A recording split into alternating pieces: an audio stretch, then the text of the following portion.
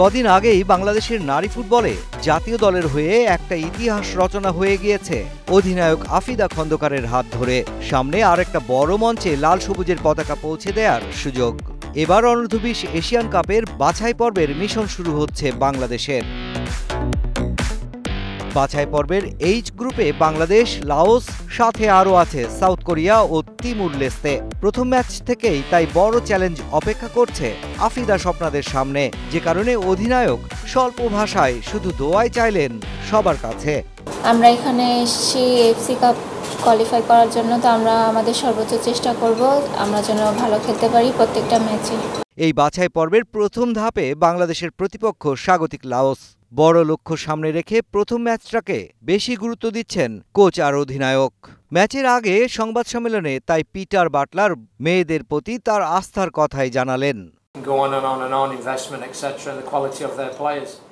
আমরা আমাদের শক্তির জায়গাটা জানি। বেশ গুরুত্বপূর্ণ টুর্নামেন্ট এটা।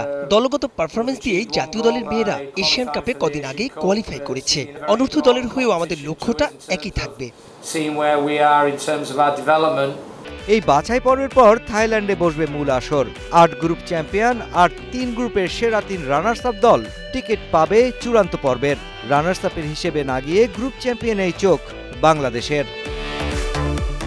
বাংলাদেশের জন্য তাই কাজটা বেশ চ্যালেঞ্জিং করে তুলবে দক্ষিণ কোরিয়ার মেয়েরা। 2004 ও 13 সালে এশিয়ান কাপের সাবেক চ্যাম্পিয়ন এই দল।